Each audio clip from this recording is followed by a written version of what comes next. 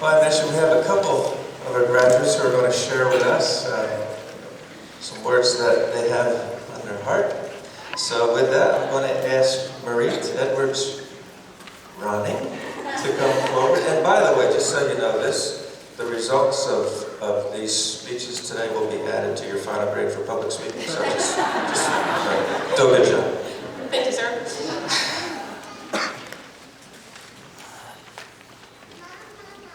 Mother Teresa said, like Jesus, we belong to the world, living not for ourselves, but for others.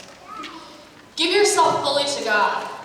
He will use you to accomplish great things on the condition that you believe much more in His love than in your own weakness. Class of 2017, parents, families, friends, and honored guests. That quote summarizes much of what I've come to believe is important in life. This entire schooling process has been filled with guts and perseverance, many prayers, and a whole lot of chocolate.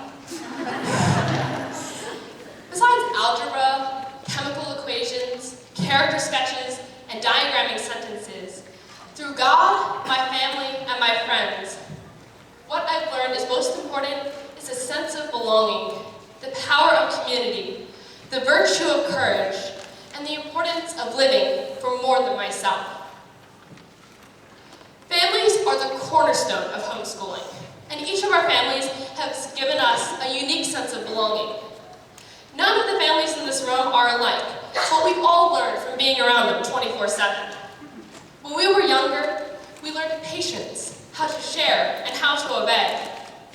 As we've grown older, we've learned perseverance, diplomacy, and how to work with and learn from those both younger and older than we are. When my great-grandmother was my age, she taught school out in a one-room schoolhouse out in the Midwest. She's always encouraged me to have neat handwriting, to learn well, and to do my best. She has great confidence in me, and I always have new resolve whenever I talk with her. My grandmother has a relationship with the Lord and prays in a way that I have always looked up to. She has taught me that prayer is powerful, that the battle in this fallen world is real, and I have a part to play in it.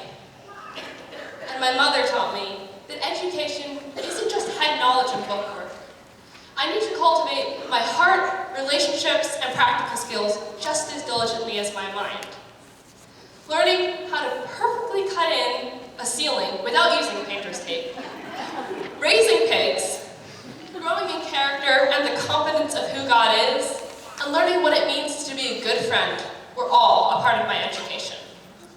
As homeschoolers, we get the amazing opportunity to be in deep relationship and community with our family, and to belong there with them in the joys and the sorrows, the times of plenty and the times of want, in all that life truly is. Class of 2017, look at your peers. Parents, look around you at the other moms and dads you've shared these last years with, because what is true for us as graduates is true for you as well. Friends have been a tremendous, even essential part of our schooling journey. My friends taught me about the power of community and not walking the journey alone. They've constantly encouraged and prayed for me, pushed me to excel in areas that I never thought I would venture into, and have helped me become who I am meant to be. I can truly say I would not be the same without them. There is something so comforting about knowing that they are walking alongside me, and I am not alone. And last, but definitely not least, we have our Lord to thank for getting us this far. Without Him, we are nothing. All our work and effort is in vain if we have no higher cause to live for but ourselves. That is why I am most grateful to have been homeschooled. Living for God has been woven into every project, assignment, course, and award of the past 12 years. I now know that I can do all things through Christ who gives me strength, and that I can do nothing without Him. It is tempting for me to look back and see all the courses I've excelled in, the skills I've learned, the awards I've received, and say, look at what I've done. But if I were to speak the truth, I would look back at the past 12 years and say, look at at what he has done. He has given this entire class the wisdom, knowledge, and perseverance to get this far, and he will continue to bless us if we live for him. That is what I want this class to be known for. The class that took every part of their lives and let God use what they did for his glory. The class that was God-made, not self-made. And the class that impacted the world, not because of how much we knew or how great we were, but because of who we lived for. I know God can use us to do great things. He has nurtured and sustained us. And he has given us dreams, hopes, and callings.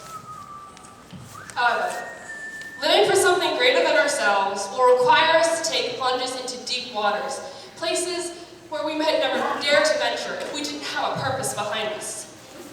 I found, though, that God can take our deepest fears and turn them into great strengths. For example, when I was just starting high school, never in my wildest dreams would I have believed that I'd be standing here before you today. Public speaking terrified me. It really did. And then I was dragged, completely contrary to my own wishes, to a public speaking class. That class changed my thoughts about public speaking forever, and therefore changed the course of my life. I went from trembling with fear to falling in love with it, and I've been passionate about it ever since. But if you told my little 14-year-old self that, in the car, that first night, that I would be standing up here, giving a speech at graduation, and that I would be so passionate about public speaking that I'd want to teach others how to excel at it, I would have been shocked. It just shows me that God has a greater plan and more vision than anything I could ever think up. As Mother Teresa says, if we give ourselves fully to God, he will use us to do great things. However, with all due respect to her, I would dispute one word of her quote. I do not believe we belong to the world. We belong to God. However, we do belong in the world. There is a purpose and a reason for us being here, else none of us would be living and breathing at this moment. Graduates, we are being launched into a fallen and broken world, and we are here to be light and salt, showing a hope that is for all people. Living for God requires us to belong fully to him, to live in community, serving others, and to live on the edge of our comfort zones, trusting not in our own strength and dwelling not on our own weakness, but in keeping our hearts and our minds fully fixed upon God's strength and love.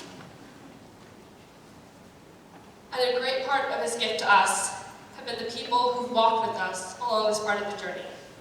To all our parents, our siblings, our extended family, and our friends, I would like to say thank you. Oh, thank you. We would never be standing here without you. Thank you to our God, who gives us strength and knowledge that is beyond us and a reason to live.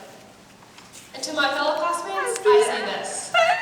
Always remember that you are not alone, that you have a purpose to live for, and that living a life for God, though it may not be glamorous, and definitely will not be easy, in the end will be far more rewarding than we can ever imagine. Rely on him, trust in his ability, be confident in his love for you, and give yourself fully to him, and surely he will use us to do great things.